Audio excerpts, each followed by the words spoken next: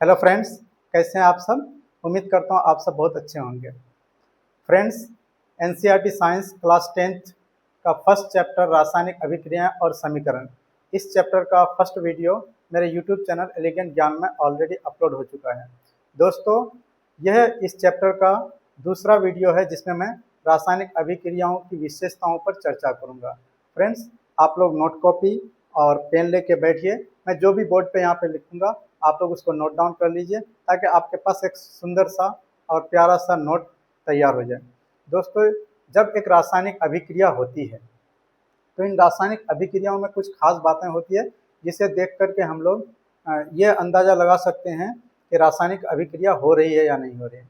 तो रासायनिक अभिक्रियाओं की विशेषताओं में मुख्य 5 बातें हैं जो मैं वन बाय वन एक एक करके यहाँ पे डिस्कस करता हुआ चलूँगा। आप लोगों को क्या करना है, मेरे साथ इसको नोट करना है और बहुत ही सिंपल लैंग्वेज में, सरल लैंग्वेज में मैं समझाने की कोशिश करूँगा। दोस्तों, पहली विशेषता ये है कि कुछ रासायनिक अभिक्रियाओं में जब कुछ रासायनिक अभिक्रिया ऐसी होती है उनमें गैस बनती है, गैस का फॉर्मेशन होता है। तो आइए हम लोग एक एक करके इन पॉइंट्स को हम लोग लिखते हुए चलेंगे। पहला जो पॉइंट है वो है हमारा गैस का बनना। नंबर 1, गैस का बनना। कुछ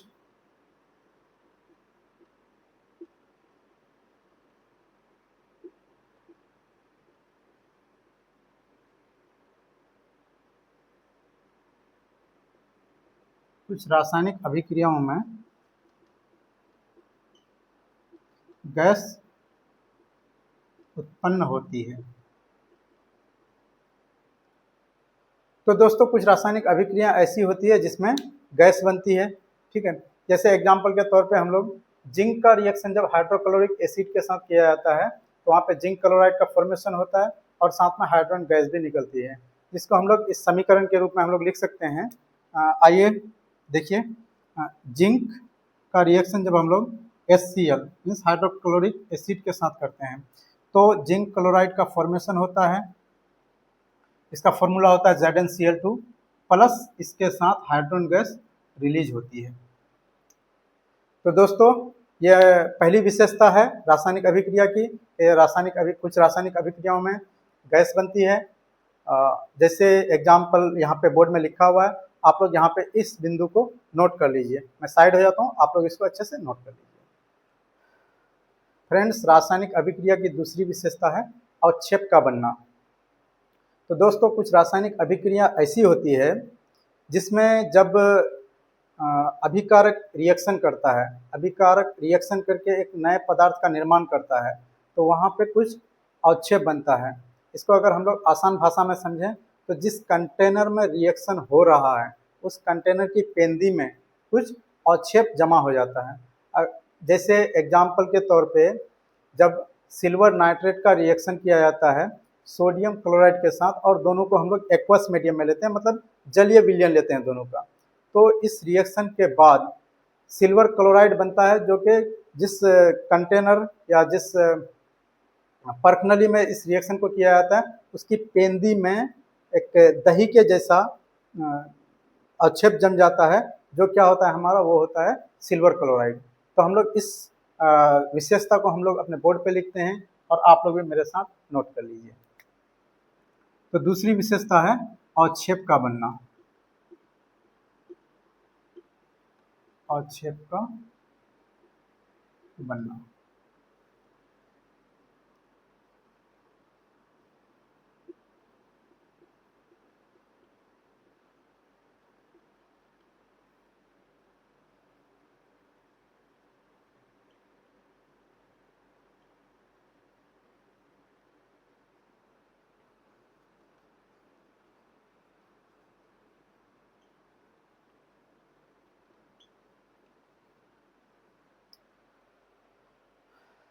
तो फ्रेंड्स, दूसरी विशेषता क्या है, जब एक केमिकल रिएक्शन यानी एक रासायनिक अभिक्रिया होती है तो इस रासायनिक अभिक्रिया के दौरान अवक्षेप का निर्माण होता है। जैसे एग्जाम्पल के तौर पे पहले मैं बताया आप लोगों को कि जब सिल्वर नाइट्रेट का रिएक्शन, सिल्वर नाइट्रेट का एक्वस सॉल्यूशन लेते हैं, मतलब सिल्वर नाइट्रेट के जलीय विलयन का जब रिएक्शन हम लोग सोडियम क्लोराइड के जलीय विलयन से कराते हैं तो वहाँ पे सिल्वर क्लोराइड का फॉर्मेशन होता है जो कि पेंदी में दही के जैसा जम जाता है।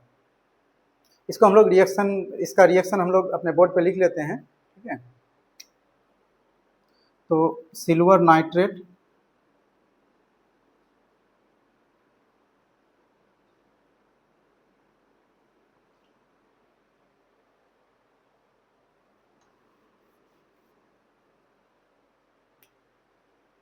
इसका रिएक्शन हम लोग अपने बोर्ड पे लिख लेते हैं।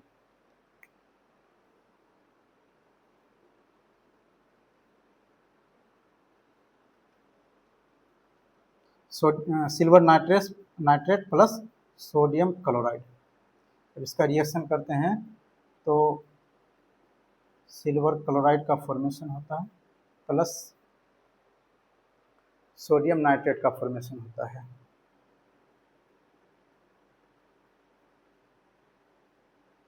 यही सिल्वर क्लोराइड है, ये हमारा अवक्षेप के रूप में नीचे जम जाता है।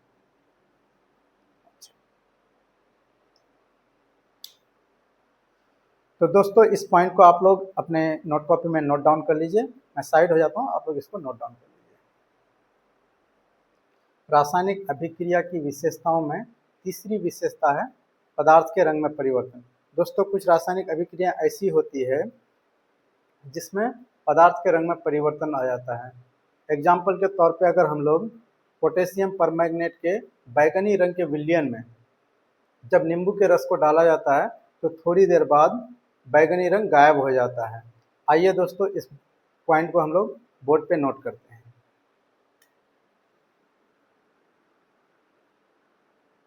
तीसरी विशेषता रंग में परिवर्तन।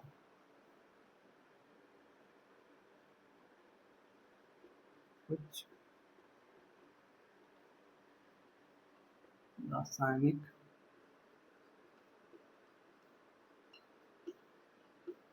अभिक्रियाओं में रंग में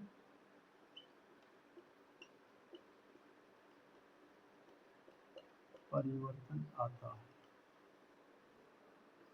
जैसे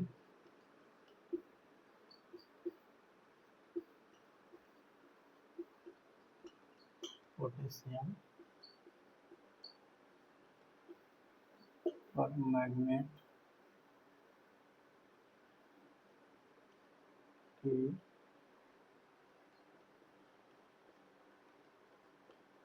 बैगनी रंग के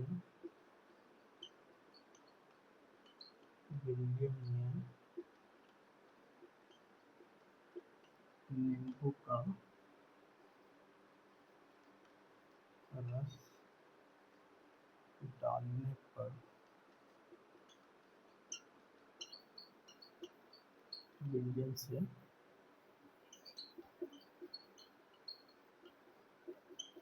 बैगनी रंग गायब हो जाता है।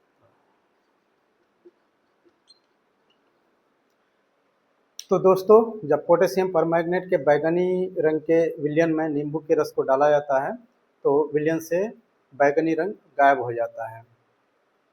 आप लोग इस पॉइंट को अपने नोट कॉपी में नोट डाउन कर लीजिए।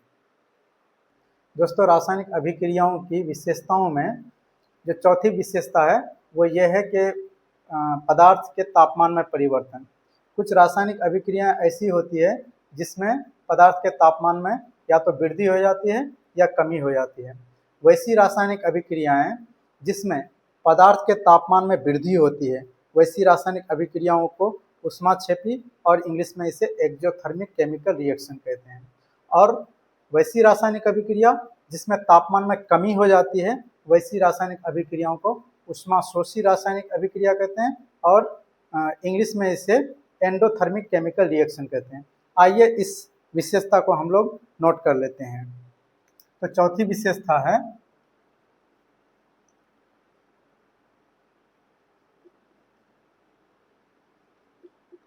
तापमान में परिवर्तन।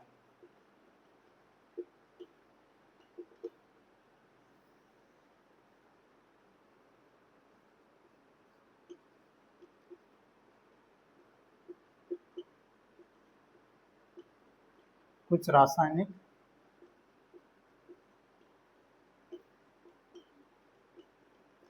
अभिक्रियाओं में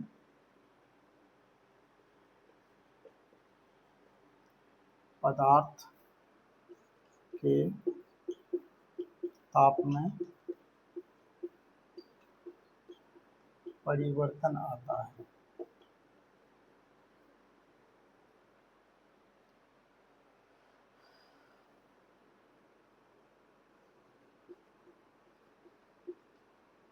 जैसे अगर हम बात करें, इसका एग्जाम्पल की बात करें अगर, तो कली चूना जिसका केमिकल फॉर्मूला होता है CaO, जब कली चूना का रिएक्शन वाटर के साथ किया जाता है, जल के साथ किया जाता है, तो कैल्शियम हाइड्रोक्साइड बनता है और वहाँ पे जो पदार्थ है उसके तापमान में वृद्धि हो जाती है। इसको अगर हम लोग लिखें CaO प्लस H2O, जब इसका रिएक्शन किया जाता है तो कैल्शियम हाइड्रोक्साइड का निर्माण होता है प्लस ताप, तो ताप में वृद्धि होती है। इस तरह के केमिकल रिएक्शन को हम लोग ऊष्माक्षेपी यानी एक्सोथर्मिक केमिकल रिएक्शन कहते हैं। तो इसको हम लोग लिख लेते हैं। यहाँ आप लोग पहले इसको लिख लीजिए, मैं साइड हो जाता हूँ, आप लोग वीडियो को पॉज करके इसको लिख लीजिए।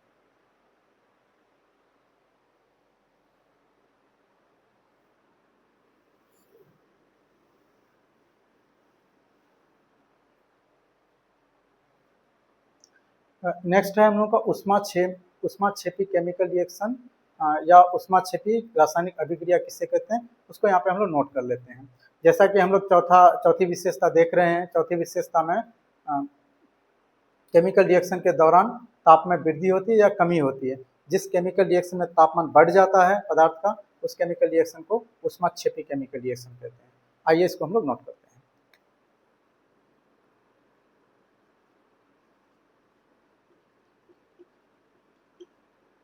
ऊष्माक्षेपी अभिक्रिया,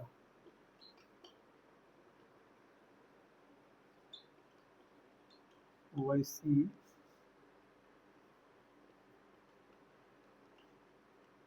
रासायनिक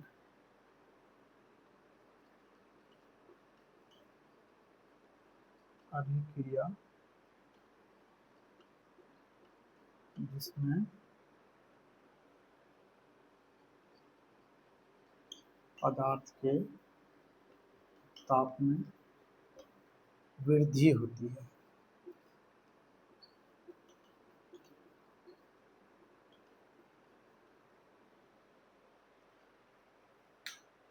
आप लोग इसको नोट कर लीजिए, मैं साइड हो जाता हूँ, पॉज करके आप लोग नोट कर लीजिए। जिन रासायनिक अभिक्रियाओं में पदार्थ के तापमान में कमी आ जाती है, उन रासायनिक अभिक्रियाओं को ऊष्माशोषी अभिक्रिया कहते हैं।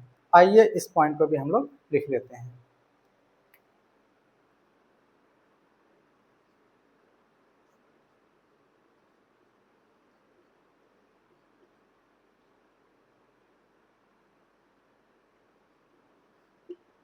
ऊष्माशोषी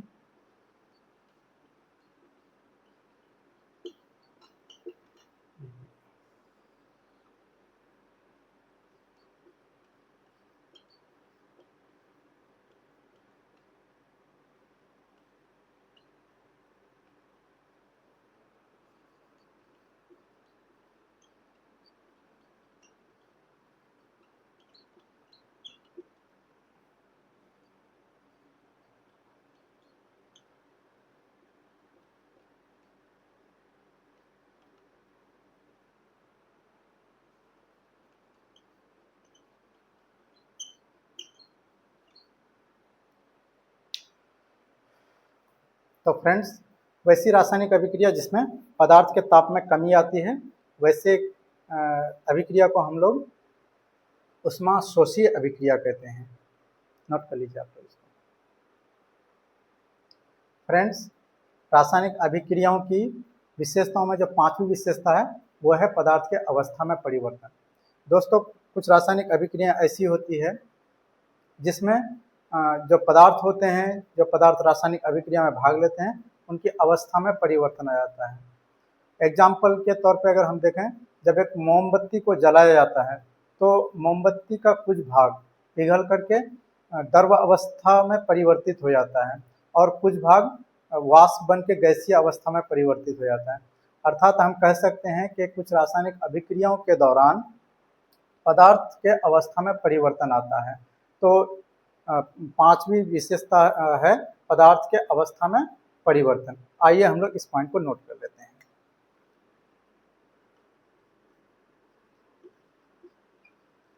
पदार्थ की अवस्था में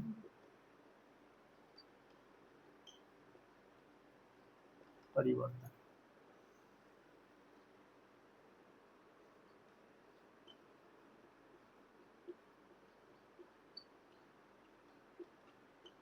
कुछ रासायनिक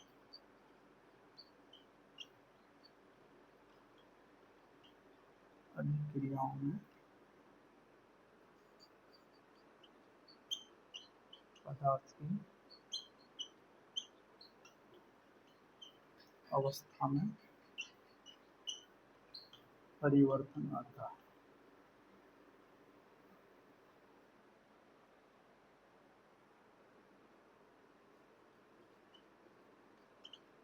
जैसे मोमबत्ती के जलने पर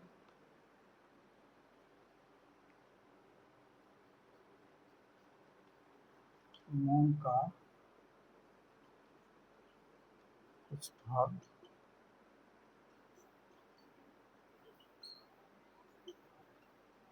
द्रवावस्था तथा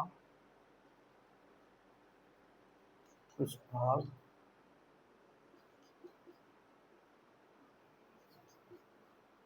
वाष्प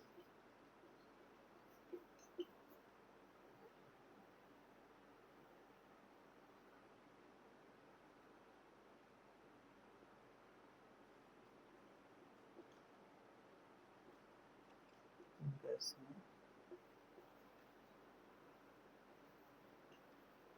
परिवर्तित हो जाता है। तो दोस्तों, पांचवी विशेषता में पदार्थ अपनी अवस्था में परिवर्तन कर लेता है। ठीक है, जैसे जब मोमबत्ती को जलाया जाता है, आप लोग भी देखे होंगे, मोम का कुछ हिस्सा क्या होता है, पिघल करके द्रवावस्था बन जाता है, ठीक है, लिक्विड बन जाता है, और कुछ हिस्सा हमारा वो पिघल करके वाष्प के रूप में बदल जाता है। तो दोस्तों, एनसीईआरटी साइंस क्लास 10 का पहला चैप्टर का ये मेरा दूसरा वीडियो था, जिसमें हम लोग रासायनिक अभिक्रियाओं की विशेषताओं को डिस्कस किए। अब आप लोगों से एक सवाल है दोस्तों, बहुत सारे बच्चे ऐसे होते हैं जिनका बेसिक बहुत कमज़ोर रहता है। तो जब हम लोग केमिस्ट्री की पढ़ाई करते हैं तो यहाँ पे एक वर्ड पदार्थ पदार्थ पदार्थ बहुत बार बोला जाता है। तो दोस्तों, आप लोगों को क्या करना है, कमेंट बॉक्स में पदार्थ के डेफिनेशन को लिखना है, ठीक है, ताकि पता चले कि बच्चों को कितना समझ में आता है, कितना और मुझे चीज़ों को डिटेल में समझाने की ज़रूरत है। तो फ्रेंड्स, अगर आप लोग मेरे चैनल में नए हैं तो चैनल को सब्सक्राइब कर दीजिए और बेल आइकन को दबा दीजिए, ताकि जो भी हम वीडियो बनाएं आपको इसका नोटिफिकेशन मिलता रहे। Thank you.